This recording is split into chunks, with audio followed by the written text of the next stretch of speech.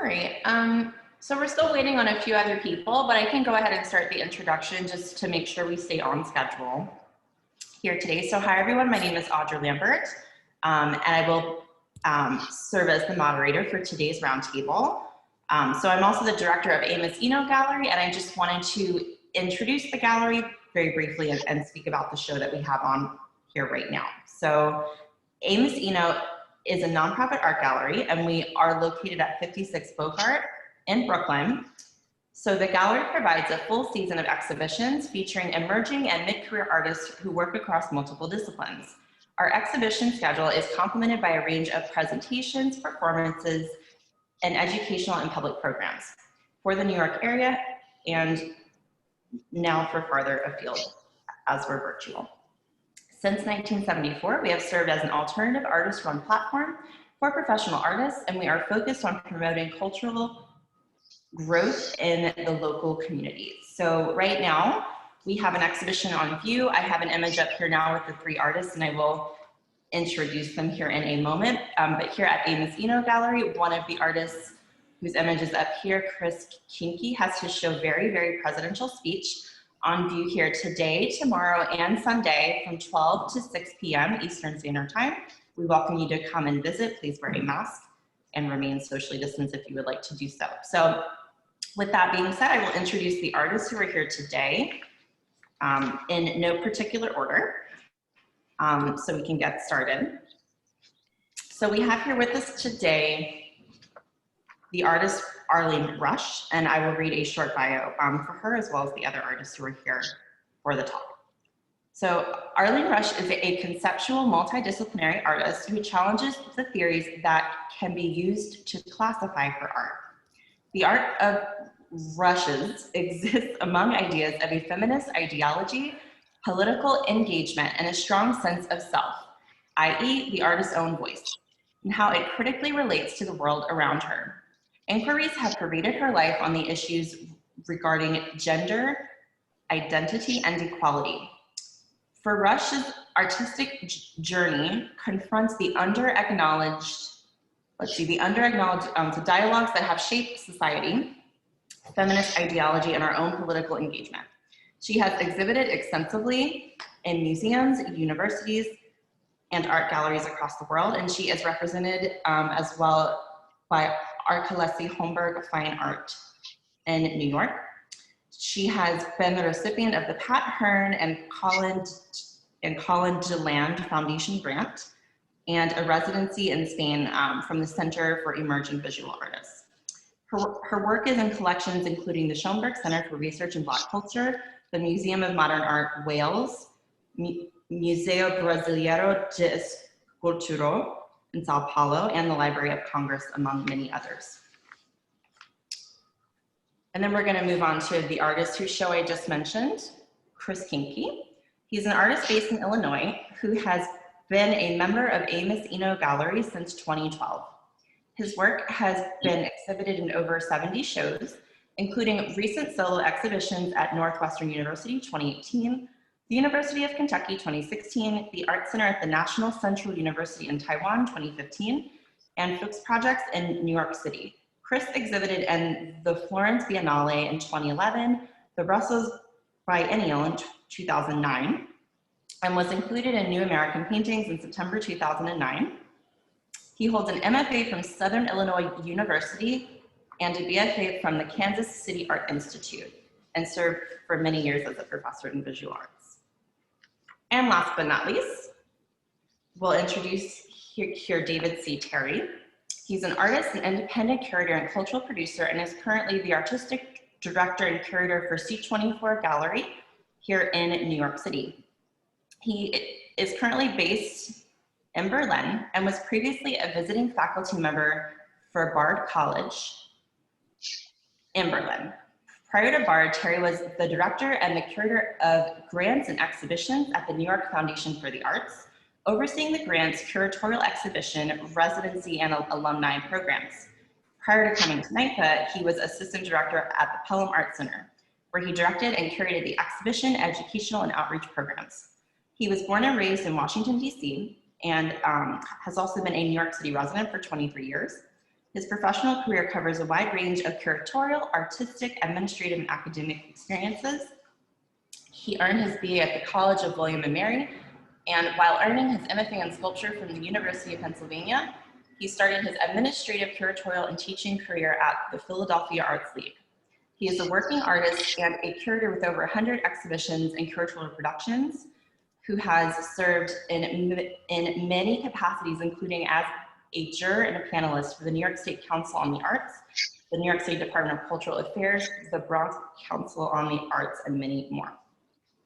So with those introductions out of the way, we will go ahead and move forward into the topic for today's roundtable. So once again, welcome. If you just now joined, we're just holding everyone on mute for now.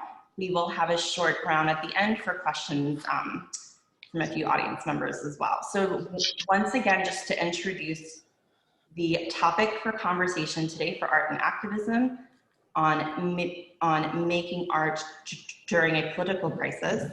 It can seem highly daunting, yet incredibly necessary to create artwork in a time of political crisis. The urgency to produce work feels particularly germane in a country reeling from a range of challenges simultaneously. Concurrent issues span from a hotly contested Supreme Court seat, the continual violence of white supremacy, imminent attacks against Roe v. Wade, environmental degradation, to mention but some of the crises confronting Americans today. Over the course of today's roundtable, we will cover the urgent need to make art in a political crisis in the United States and the range of mediums through which political critique can manifest. So with all of that being said, I'm going to lead with our first question for the artist who's currently at Amos Eno. So Chris, this will be directed for you, and then I will open it up to Arlene and to David as well. Okay. Okay, so that being said, Chris, why don't we start with just hearing about your thoughts on contemporary art and activism and political art. So my question for you starts as, contemporary art and activism overlap in a myriad of ways, from organized art tactics to site-specific installation to art as protest, among many other approaches. The Center for Artistic Activism provides a general context for this liminal space, observing that acknowledging that the political landscape is also a cultural landscape frees up new terrain upon which to work. So I wanted to seize upon that idea of art as a new terrain to just ask you what first opened you up to the possibility of reflecting on the political in your art practice. That's a big question. I think when I first started to realize I wanted to be an artist, my training was in representation. So I drew pictures of things that you could recognize. When I first really became or sort of recognized that I was going to be an artist, it was when I found abstraction. So probably in the early 1990s, I really started to work abstractly and did so for a long time. I probably through the 1990s, the entire period. But one thing I found was that I was unable to find a voice to comment on things that were happening in my world. And not unlike Philip Guston's switch back to representation. I mean, in many ways, that made a lot of sense to me. He just, abstraction just didn't, it's a language that's beautiful, but has its limitations. And for me, it was a limitation that I had to move away from in order to make commentary on things. I see some really wonderful artists, Mark Bradford, Mona Hatoum. Their work has political connotations in it, and they've managed to stay abstract, and I have great respect for those artists. For me, it was the year 2000 that I moved from the Midwest in Illinois, and I moved to Dubai in the United Arab Emirates. Following year, September 11th happened, and shortly after that, the bombing of Afghanistan. And then 2 years later, we moved into the sort of precursor or building up to the invasion of Iraq. I was 600 miles away throughout that whole period of time. But like me and you and everyone else, wherever we were in the world, there was really like 3 crazy people on top of the a hotel in Baghdad that was filming all of this. And we were getting that filtered through our news feeds. I didn't know what else to do except kind of glued to the television as things built up. And so I started to photograph the television screen almost like a bearing witness, like a time capsule, if you will. And I also discovered that a colleague of mine, a photographer who now is at NYU, his name is Tariq El-Hussein, and Tariq was also photographing his television screen. The two of us did not coordinate that effort. I did not think of it as art at the time. It was something I was doing. It was an activity. But when he and I looked at the images we were photographing, they were really virtually identical, and the causes were pretty similar as well. Like the motivation was, you're powerless to stop any of this violence that you can see building. So we made work from that, and so that produced the first real artwork that was it political or was it really humanist? And I don't know that it was necessarily political, but it was humanist. It's called The War Room, and he and I worked on that piece for about 3.5, 4 years. And that was when I was participating in the Sharjah Biennial. So if you're aware of I don't know how many of you are aware of the Sharjah Biennial, but Hur El-Qasimi is the director of that biennial. She saw the work that Tariq and I were doing, invited us to participate. A gentleman named Jack Persekian was the curator, and asked us to, curated or not really curated, but sponsored a piece. They paid for it to be installed. And that really started kind of validating what I guess, it doesn't need validation, but that's really where I began to see it as a practice that I could move forward with, was involving current events into art. Yeah. Sorry. That's okay. What time frame was this? Roughly maybe 5 or 10 years ago, or 15? This was the invasion of Iraq was 2003. Mm-hmm. So we're looking at 2000. The work started in 2002. Oh, sorry, Tariq and I continued. Yeah, so we made the work until about 2005 or 6, and then I think the last time he and I exhibited that particular piece was at the Brussels Biennial. Okay. And so that would have been, maybe that was 2008, 2009. Okay, so around the Bush administration, essentially. Yeah, it was really throughout the Bush administration, right? Yeah, absolutely. David or Arlene, that you were also making work kind of in dialogue with administrations, or have you been engaging with the political in your practice for longer than that, or for shorter than that period of time? Not specifically for me, but I'll let Arlene answer, and then I can answer the earlier question if you like, and tell you a little bit about the path. Sure. So you want to know when I first started engaging in political art? Mm-hmm. All right, just to be clear. It's funny because I'm listening to this and I'm thinking, around 9/11, after 9/11, I started doing work that had a political connotation, which I didn't really think about until now, because I was documenting all the people that were lost. I did a memorial. I did things talking about the liberation of people and the world we're living in. I would say, but I never thought of myself as a political artist and at that time, and I thought of myself more philosophical and humanistic, and dealt with gender issues and things on equality. Equality has been a huge part of my practice, that theme. I also started as a abstract sculptor, and I found that did not allow for what I wanted to talk about also. And I had to move into more conceptual work and use the figure and other familiar parts of the body and symbols.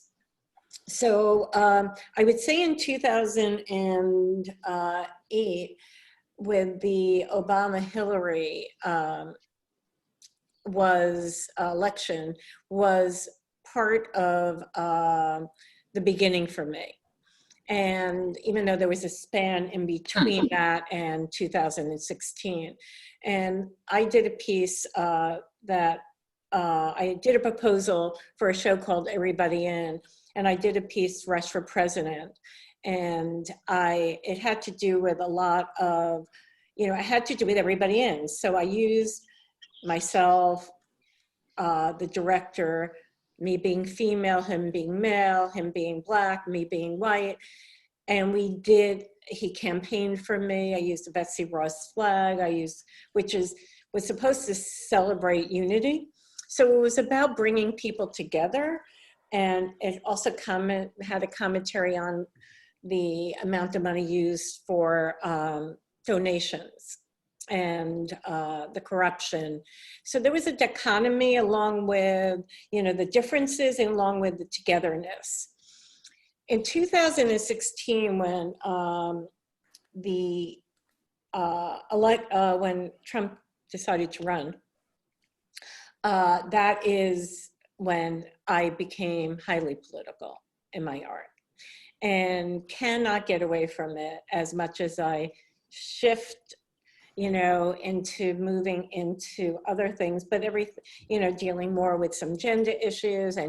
But they're actually, because of what's happening today in the world, the humanistic and the political really go hand in hand now.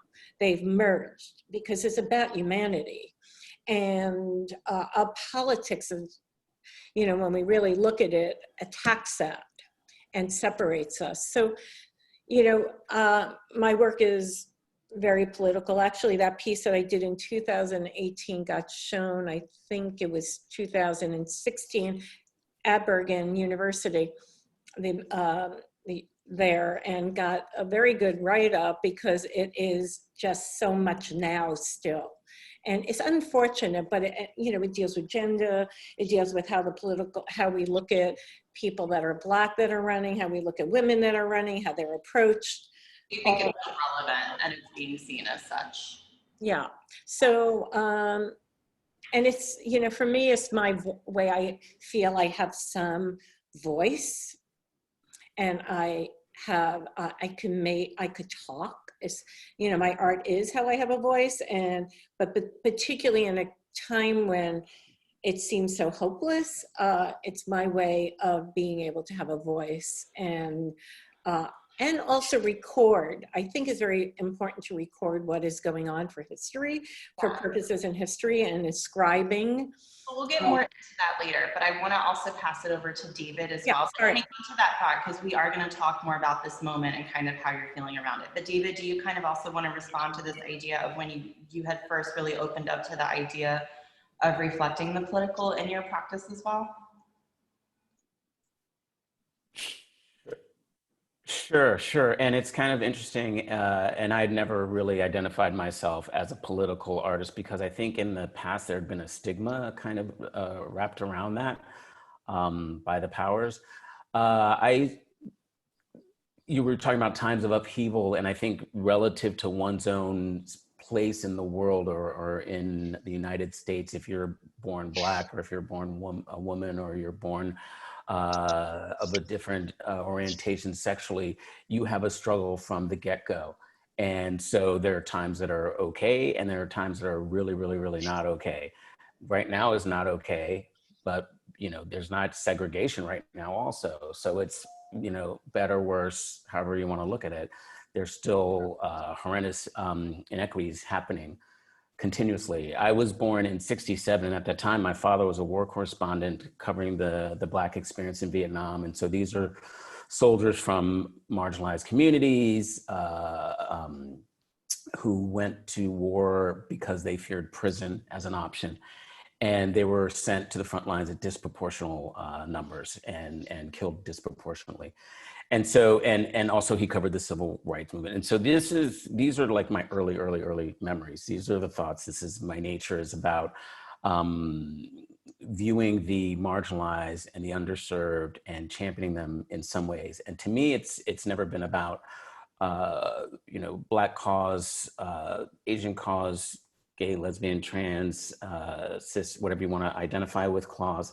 It's about serving and speaking up for those who are marginalized in our communities. And that's something that didn't come to me until a little bit later, maybe in my early 20s, after I had studied art and kind of found like this was a voice that was innate inside me. And I need to communicate it somehow. And I finally found a means to do that, because art can be used as a tool of communication. And I use it that way to speak to as many people as I can visually in that respect. So I started out doing work that was just really formalized, very white, Western, traditional, bronze, figurative work, that kind of thing. And then it wasn't until a little bit later, and there wasn't like a trigger moment, but it just, things kept happening, and I wanted to talk about things, and I wanted to empathize with other people in other cultures and talk about, you know, the inequities that are happening to them and the tragedies that are happening and the oppression that's happening. And I kind of came to the notion that, yes, obviously that's because that's what sort of my family business was. And for my parents, it was the written word. For me, it was the visual. So that just became just how I speak and how I live myself and how I live my life, to communicate these things and not to be limited by a specific medium or a specific format. So yeah, of course my work is politicized in that sense, but it's also social. These are social commentaries about how we communicate and how we treat each other and how we live our lives in this world. So yes, political, but also commentaries like Arlene was saying, these are, it's me documenting our experience now in a visual fashion.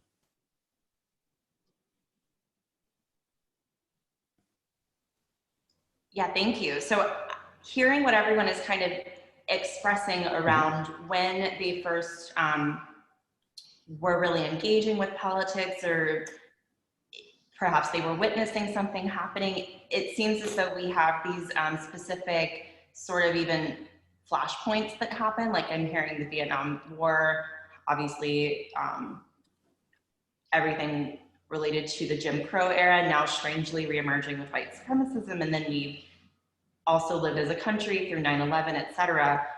So Arlene, I just wanted to ask you kind of as a follow-up question, because you kind of had mentioned that you were working specific to election periods, for example. Do you feel in a time that is arguably probably now more than ever politically divided, and just in a country that's so divided, do you feel as though all of the range of political issues that we are having to struggle through in this moment, does that make it easier or harder for you to make work, and why?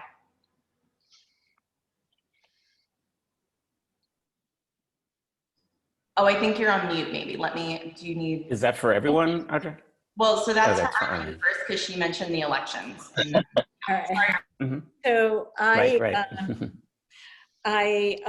there's a lot of material, and it's every day it is something new. So it's never ending. So in that sense of the word, it's easier to have so much, but too much, you know. So sometimes, like, someone at a studio visit this week and someone said, are you writing all these ideas down? And I said, well, I try to, but there's so much I'm being fed that I want to scream out to. So but then, you know, because of where we are in the world, there are a lot of economic constraints around making art, and my finances, like I had a show recently that they were going to cover all the production costs. That changed.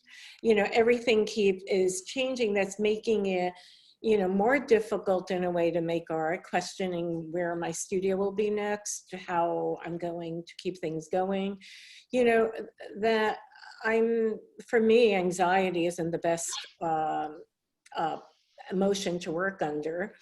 So it kind of could freeze me. And with COVID, at first, I was quite frozen. I wanted to document as for the future and inscribe. But I was more caring about like how everybody's doing and how I could help, and where, volunteer, help, call my surgeon, get the mask, having, being a sculptor, I had so many masks for my practice. So I was able, and 95 masks, I was able to give them away. So it was more about that. And then I also thought everybody was going to come together, and it was a good thing that we were all uniting. But then I saw what happened, which, having a president that we have, and what was going on, it was less united and more separated, as you mentioned. So, it's mixed. Someone did ask me, what am I going to do when he's out of office, in my work? Like, there's nothing to work on, but there'll be enough to work on. So do you feel, David, as though it's also mixed for yourself as well, or do you feel one way or another that it's easier or harder to make work now? There's always going to be inequities. There's always going to be a population that is bullied upon or misused or misrepresented. That's just gone on for millennia since there's been humans. So no, I don't specifically work leading up to a presidential election or a presidential event. I like to look at and consider subjects that are more global and more outreaching amongst more diverse communities. However, there are these things that are very obvious, and sometimes there is a process where you need to do it like Arlene does and just get it out of your system, a way to speak, a way to yell, and just create something that is somewhat directly related. But I won't let that subject kind of own my creativity. It's broader than that. And this too changes and evolves and becomes something else differently. And then there are other constants that kind of keep moving along. So sadly, there's no shortage of subject matters or communities to support and champion. When there are, I'll just do watercolors, flowers, or something peaceful, lovely. That's fantastic. So for you, it sounds like you might agree, like you had mentioned, working through multiple time, like through, say, multiple political crises, the wars. Yeah, I mean, I guess, I don't work, I work on projects, I guess. So the War Room was one, and then maybe 3 years ago, I'm originally from New York State, so I remember Donald Trump in the 80s and him just trying to get on the gossip pages every day. And, I always thought of him as like a kind of a bankrupt showboat kind of playboy guy. And then people started to take him seriously as a candidate, and I was like, don't you guys know who this guy really is? Like, but apparently enough Americans did not, and they voted for him. So so we have him there. And I guess I really just started to put the quotes. I just put his words over his image. I haven't done anything. I'm not really making too much of that up. I've taken a couple artistic liberties with a few of the panels in that gallery you're sitting in, but what I was working on before that was really I was making work that was I was building a project about gun violence, and then that just seemed to get derailed in the sort of sweep of everything else that's been sort of taking place, and that's really been unfortunate. So this is probably jumping to another question of yours, but ultimately it will probably go back to dealing with some gun violence in the United States. Again, a lot of these discussions have been really US centered. I recognize that the images in my show kind of push it that direction, given it's an official portrait of the US president right now. But I wanted to bring up something too, like, I think it depends on a person's point of view, how they deal with this idea of crisis or not. Like, at the same time, when I unplugged from social media a couple years ago, and I know, Audrey, you had asked me to promote this on social media, and I said, I'm really sorry, but I don't have those apps on my phone anymore. And part of it was I was recognizing how angry I was getting every day and how negative I was about everything. And it wasn't that there weren't issues to work on, but it was the algorithms feeding me negativity that I just kind of dropped. And when I did, I realized that we do, we have a president who's very divisive, but we also have, just yesterday, Kamala Harris was on TV debating for the vice president of the United States. And this is an African-American Indian woman. That's unprecedented, So in our country, we have, in political terms, we have things that are also pretty incredible right now. I'm old enough. I remember Geraldine Ferraro, and that was a landmark in the 1980s, and now here we are with Kamala Harris, and that's even a bigger landmark. In New York City of Alexandria Ocasio-Cortez and the Five, and so there have been some big gains and some changes. And so I'm not altogether pessimistic about everything that's going on. I do have some disagreements with some of the leadership of this country, but work will continue. I mean, Trump sort of hands you work. I felt a little bit like I was taking advantage of the situation the way Howard Stern takes advantage of people on an interview. It was like, really? I mean, I couldn't make it up if I tried. Every time I turn around, the guy's giving us another quote that's just would be a political bomb for anyone else. One of those, and Obama would never have seen past Iowa. And, or really anybody. George W. Bush wouldn't have seen past Iowa with any of those quotes. And so, so it's a whole room full of quotes that are just jaw-dropping. And I kind of have to think it's tragic and funny. It's tragic because he's in the driver's seat right now, but you read some of those, it's unbelievable what comes out of that man's mouth. Chris, you're in the driver's seat right now. I was just thinking. I am actually. Yeah, I am truly in a driver's seat. That's it. So I guess there's something there. And you're viewing birds in the rearview mirror. Yes, exactly. And so hindsight's always 20/20. There's loads of cliches in this vehicle.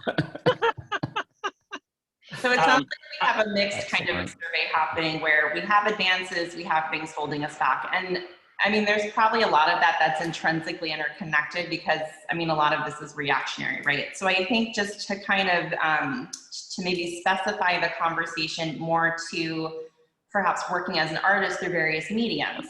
So each of you work in a different medium through, say, a specific conceptual lens. And I wanted to know if you can elaborate on how the medium fits the message, how you present political critique in your work, and if you want to provide specific examples. I thought I could start maybe with you, David, since I immediately thought of your climate change purse that I still have.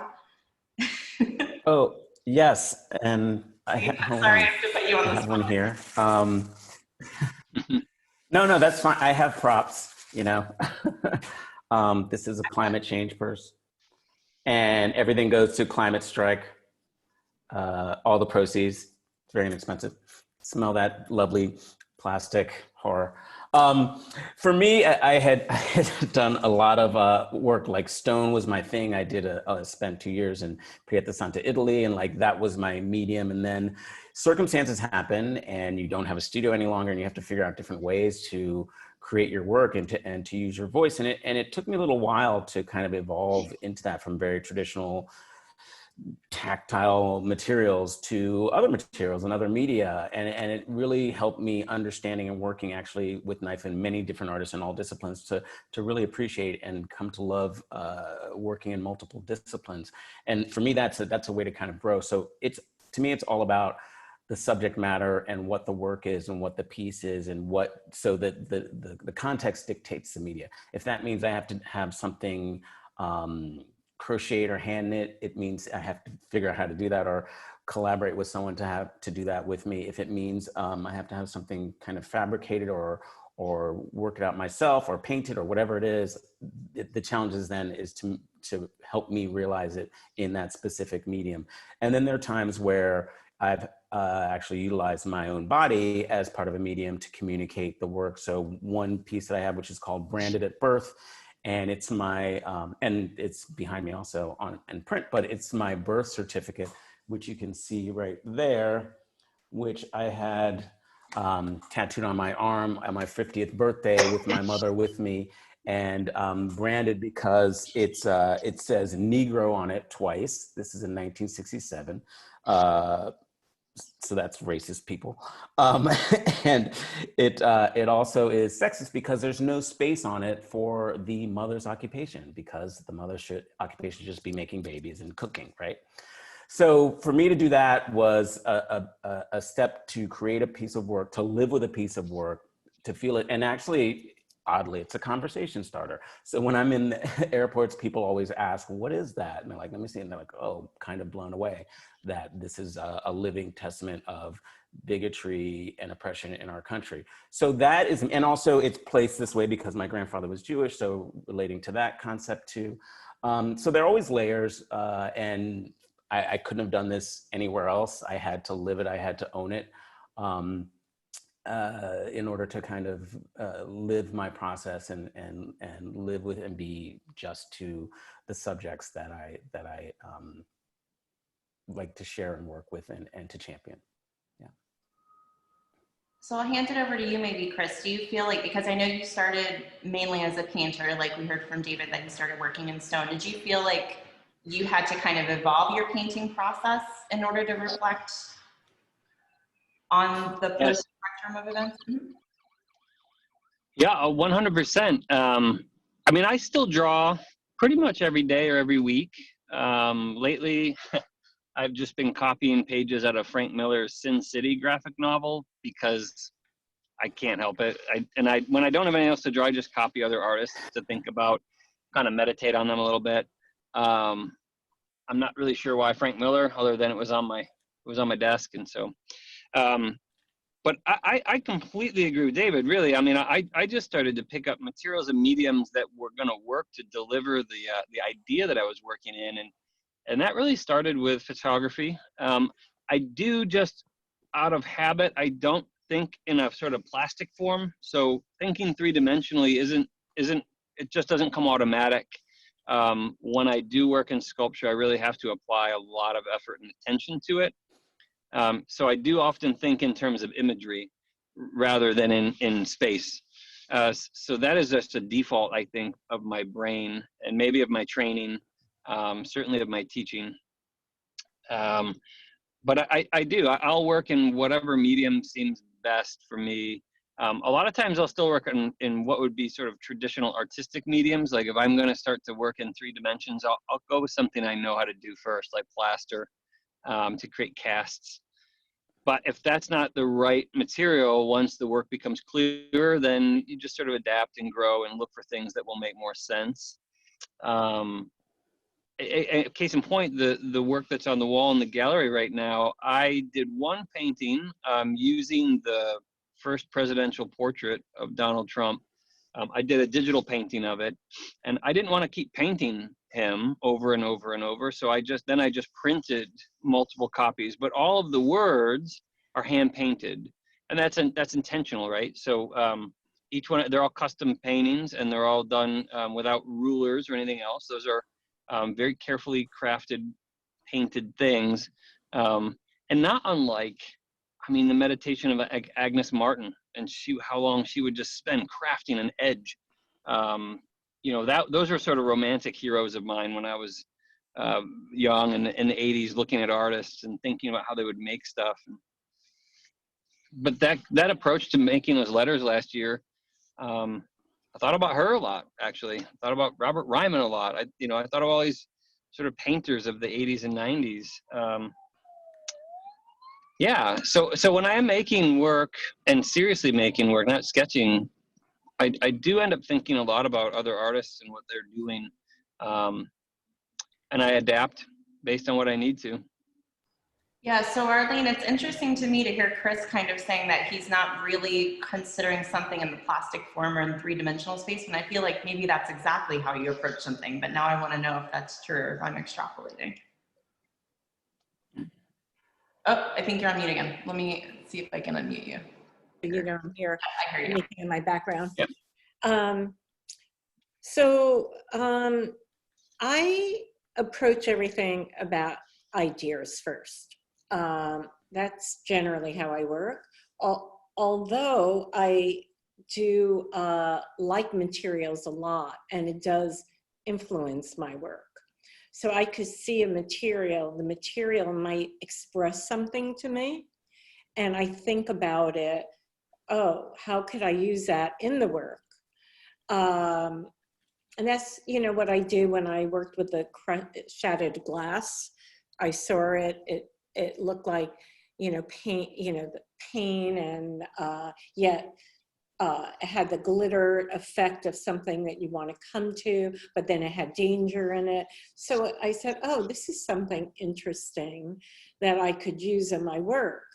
Now, it doesn't necessarily evolve when I like the material and say, oh, I could work. But, but I have worked from audio, outdoor work, interacting with the public, performance, chocolate, sculpture. I'm always digital, Photoshop work, photo-based work, mixed media within the photo-based work. It's really, for me, again, interactive pieces, bringing the public into the environment in a certain way. So for me, material might inform it a little bit, but it's more about the ideas, and then I learn to do it. Very similar to Terry, sometimes I might hire someone to help along. Like all those pillows I made for Where Liberty Dwells, my assistant knew how to make pillows, so that was great. So he was able to make the pillows, I was able to do the sculpture, and so it's, I do have to say, as I've gotten older, sometimes I just want it to be easier when I want to do something and I have to venture into using other materials that I'm not used to. And how do you do that? And how do you do video art? And how do you do this? And the technical side of it. It's a good thing for me that I learn, and keeps me quite current, but sometimes I just like almost like enough. I had enough of this. Yeah, and when I first started, well, my career early, like in school, I worked in wood, I worked in plaster, I built. It was very structural, even though I had other elements involved that had, was much more expressive, which was not usual in that kind of work I did. And even in my steel work, the same thing. But I would say and I do think, I do think dimensionally, I think I always did. I grew up with Play-Doh and Erector sets, it was all dimensional. I drew, but I look back on some of those drawings and, I don't think they're so great. It's interesting to me that each of you has a specific relationship to medium and then as well to concept and how those inform each other. We have some questions and I just want to make sure that we're able to get to them and to respect everyone who's here on the panel, of course, respect your time. So I just wanted to end with just kind of a quick, like 1 minute or less. Do you have any feeling, whether optimistic or pessimistic or mixed, on hopes for specifically our political future here in the US, or if you'd rather speak to the world at large, feel free. But maybe I'll start with you, Chris, to kind of kick us off there. Are you feeling optimistic? Do you have any hope for the future? Because you seemed optimistic before. I'm hoping you can steer us in a positive direction. I guess I'm resigned. I'm resigned to our current situation, and all you can continue to do is work toward what you think is right. And I do feel like there's been a lot of gains.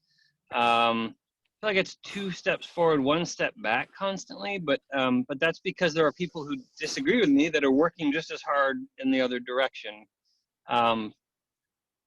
I think there's hope. I have 3 kids. One of them's out of the house and in the Navy, and 2 others.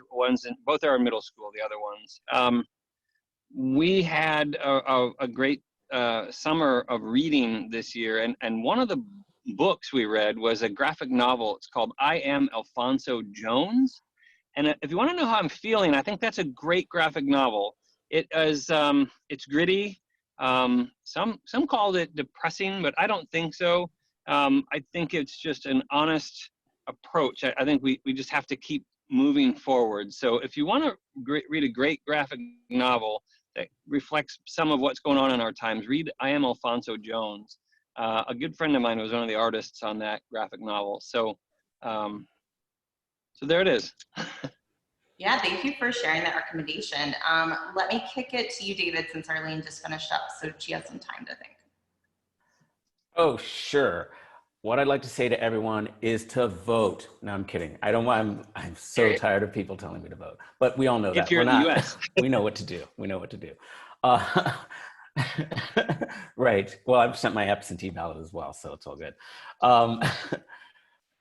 Yeah, of course, hopeful, of course, optimistic. We're artists. We always look for the silver lining, and the struggle will never end. And if it does, that would be mind blowing. There's always something to work better to. There's always work to be done. You can always work harder. You can always do better. You can always better yourself. So this is insanity. I'm pointing to because the CNN is on television right there to my right. That's insanity. But relatively, insanity happens all over the world all the time. This is just our dose. We're just getting a little bit back, sadly, but this is a fact. I mean, far more people are suffering far worse than any of us on this Zoom chat. So, let's think relatively, and let's think beyond ourselves and beyond our borders. So that's my take. Have the empathy that maybe our leadership currently doesn't right now. Kind of the ending note there. Arlene, do you feel optimistic or hopeful for the future? Just a wee bit, a droplet. Oh, a droplet. Yeah, exactly. Just enough. It depends, I go up and down with it. I do think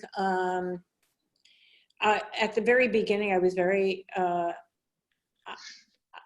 optimistic, because I really think there needs to be a lot of change, and it wasn't going to happen how we were going on in the world.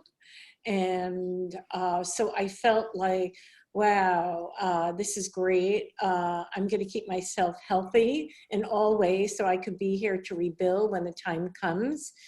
Going through, because we need good people here to rebuild, people that care about people. And but I've had my struggles dealing with it, and at times seeing all the suffering is very hard for me. So I don't feel optimistic. I wonder how people are going, like who will survive all of this, and how many will, and the amount of suffering through it is just enormous. And yes, there is way more suffering in other countries. We are now hit with it on our level. Like even when 9/11 happened, it was like I always felt protected in the US, that we were like there was like this plastic dome around us. 9/11 happened, I felt like, no, we are just like everybody else. And on the level that we're at here in this country, we are getting hit for us hard, and the amount of lack of food and home, shelter, just like so many things are such a concern to me. Yet, like the Black Lives Matter came out even bigger. So that's like, to me, like, wow, great. Having Kamala, a Black woman running for, a vice president. Yes, these things are good. I don't know if that would have happened if we weren't going through this, if Biden would have picked her. So, and I do see, like the rents going up as they were. Well, now they're going to come down, so there'll be more affordable housing for people, even though they don't have jobs, and more affordable workplaces, eventually.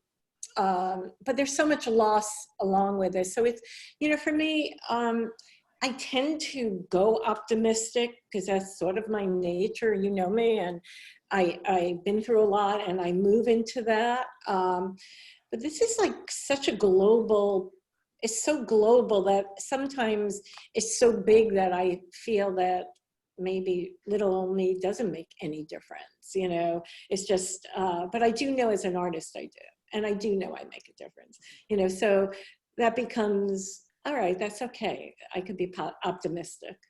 I like that note to end on the idea that the artist is actually able to enact some change or reconsideration or to bring a message into the world. So I think with that, we have a few questions. So first of all, I just want to say thank you to Arlene and thank you to David and thank you to Chris for being here today and for taking up your time and sharing so honestly of yourselves. So thank you for that. I wanted to start here. We have a few questions, but just maybe we can, if you feel as though you want to respond to the question, feel free. If not, then I'll move on to the next one and we can try to do maybe two. So what is the ideal relationship in between capitalism and art? It's interesting to me because I have the graphic up and I'm realizing each of them has to do with money. So whoever wants to sort of respond to that. Well, I guess we should probably all respond, but I had read that question. You know, capitalism and art is linked primarily in capitalist countries. So that's also something to think about, is that's a fairly capitalist question. Because there are lots of other roles for art. You know, there are spiritual roles, there are ritualistic roles, there's propaganda for national agendas, there's idealism, there is the promotion of national culture, and on and on. I think an ideal situation would be where art was considered another form of employment, like plumbing. I mean, where you could really make a living at it instead of having to beg for government grants, or instead of having to sell almost like what you would consider trinkets, right? For wealthy people to hang on their walls. But that's not something that currently we find the art world just isn't in that position right now. They are, I mean, really, artworks that are selling for a lot of money are the same as stocks and bonds. You know, you expect them to go up on the secondary market, and when they don't, then an artistic career kind of gets sidelined. But that's something that's specific to Western countries. I think when you look in other places, art does have a different role, even in terms of organizing one's life. You know, if you look at things like that, or if you extend art into architecture and urban planning. So an ideal space is only what I can say would be ideal, and that would be that people who are making work could support themselves and their families on it. That would be ideal. Yeah. Does anyone else want to hop in on the intersection of art and capitalism and the ideal relationship there?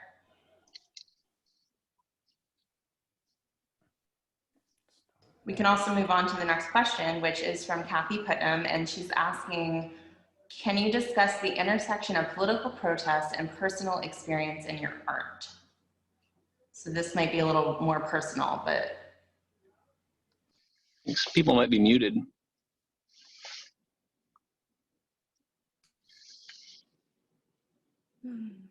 Yeah, maybe Arlene, do you want to take that one on, or do you? Well, you know, I mean, what I could think about the political protest and the personal experience of my art is that I have done, I don't want to use the word posters, but I've done work that could be poster-like, expressing the political protests. So, but that's not an area I tend to go in. I do some of that, but it's not, you know, actually lately I've been designing a lot of billboards. So that could be considered the political protest. It does, you know, have an effect on me, and anything that has an effect on me will have an effect on my work. It just goes without saying. So, right, and a billboard's a public forum, so that's naturally going to be political because it's in the public space. So maybe, do you want to close this out, David? Do you have a reflection on either art and capitalism or the intersection of political protest and the personal, or both? Absolutely. These kind of, yeah, absolutely. These kind of dovetail well. And I'm going to do, in the interest of time, I'm going to do a little bit of a cop out, because a couple of weeks ago, I was on a panel about that very subject, that very topic, and it was recorded. So Audra, I'm going to share that with you, and then you can share it with everyone in this forum, because it was a very, very long and complex topic. Right. And for me to kind of get into it now, but I think it would benefit everyone here, and we get into, and there's like an economist on it. It's really, really very thorough. With regards to, yeah, and I can share. So with regards to myself, if you can see the image there with the $1 note that has a stamp of slave owner on it, and this is sort of my kind of subversive activism. There was a time one day where it just sort of popped in my head that people used to carry in their wallets, like my father did, pictures of their children and their family on them all the day to remember their loved ones. And then I realized that the only photos or images and pictures that we actually carry on ourselves, other than in our smartphones if we have them, are of slave owners and rapists and some good presidents, but like literally those are the people we remember, and those are the people you see in most frequency, like most dollar bills and most $20 bills, right? And they are horrible slave owners, and you can contextualize all you want, but no, I don't need to see those people every day, and I don't need to put my worth and wealth on these horrible folks' faces. So it dawned on me one day to do this project that's ongoing. I will do it until I die or get arrested, but it's legal to do it. And I take out as much money as I can in singles and 20s, stamp it, and deposit it back in the bank or use it, and it's just an ongoing thing. Just so people are aware of like who are these people that we are putting on these pillars, and the story behind them, you know, and it should be somewhat of some kind of comeuppance, or at least just awareness. So for me, it is an absolute blissful feeling to take a stack of singles and stamp slave owner on every one of them. It's just a great feeling, and to get it back out there. I haven't gotten one back, so we'll see. They're out there. One day. Too. Yeah, someday. It doesn't help being in Europe. Like, you probably won't get a lot of dollars there. No, they just have things like animals and plants, you know, lovely things of the earth on their money. Crazy, right? David, I have a question. Do you know someone in a bank, like, do they remove those from circulation, or because would it absolutely no. I wouldn't think so. I deposit them in the ATM. I put them in an ATM and I use them out and about. And only, I mean, banks do throw a lot of money away. They sort of end money at certain points. Yeah, so new money these are usually crisp. The ones I get are brand new. They're like crisp from the ATM. So yeah, I don't know. And I've actually changed money in Europe with the stamps on. Only got caught once and they didn't take them, but I changed them here too. Yeah. Right. So I love this. I feel like this is a great place to kind of end our conversation. We covered everything from the consideration of the social structure, whether it's a capitalist country or not, and then we also were able to cover, say, the protests spanning from either a billboard to what's in your pocket. So I just want to say thank you again to everyone for coming out today. I hope you got your questions answered. If you want to send that link as well, David, then we can circulate that. But thanks again to the artists for their time. Yeah, absolutely. And I hope you have a great evening and a lovely weekend. So Thank you all. Thank you. Thank you, everyone. Thank you all. Have a great evening. Bye. Thank you. You too. Bye. Thanks, Audra. Thank you. Bye, everyone.